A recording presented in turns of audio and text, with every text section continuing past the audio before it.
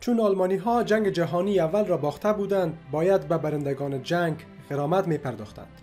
لذا در سال 1920 در آلمان بیشتر از 30 کارخانه کاغذسازی، 150 چاپخانه و 2000 ماشین چاپ به صورت شبانه روزی فقط پول تولید می کردند. تورم آهسته آهسته بالا گرفت و ارزش واحد پول آلمان یعنی مارک سقوط نمود. در سال 1921 $1 امریکا برابر بود با 60 مارک آلمان. یک سال بعد $1 برابر با 6000 مارک گردید. 2 سال بعد $1 بیشتر از 4000 میلیون مارک شد. تورم به حدی بالا گرفت که کارگران باید مزدشان را 2 بار در روز دریافت می‌کردند.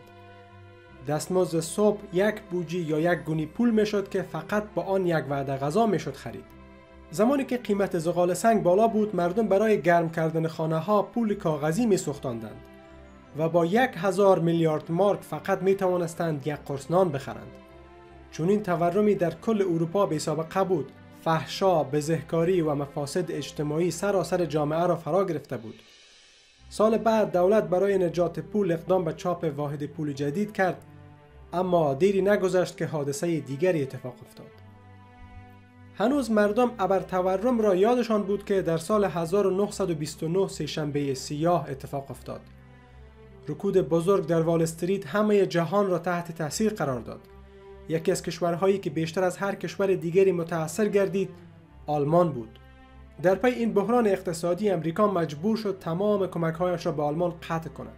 به مرور زمان کارخانه‌ها در امریکا بسته شدند و 12 میلیون نفر در امریکا بیکار گردیدند. آلمان که وابسته به کمک‌های امریکا بود، بیشتر از خود امریکا زیانمند این بحران گردید. امریکا که یکی از خریداران اصلی کالاهای آلمانی بود، به خاطر نجات کارخانه‌های خودش واردات کالاهای آلمانی را متوقف کرد. تعداد زیادی از کارخانه‌ها در آلمان تعطیل گردیدند و دیری نگذشت که حدوداً 6 میلیون آلمانی کارشان را از دست دادند. کشور با قحطی روبرو شد و کودکان آلمانی بیشتر از همه متضرر گردیدند. هزاران کودک در اثر سوء تغذیه و یا بیماری‌های ناشی از آن جان خود را از دست دادند. دولت برای نجات مردم مواد اولیه را جیره‌بندی کرد و در این دوره آلمان یکی از بدترین کشورهایی بود که هرگز کسی دوست نداشت در آنجا زندگی کند.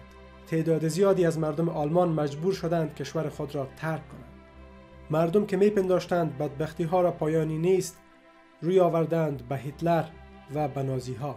هیتلر که کمونیست‌ها و یهودی‌ها را مقصر خرابی‌های این کشور می‌دانست، توانست میلیون‌ها آلمانی را دور خود جمع کند و همین مسئله باعث شروع یک بدبختی دیگر گردید و آغازگر جنگ جهانی دوم و فروپاشی دیگر.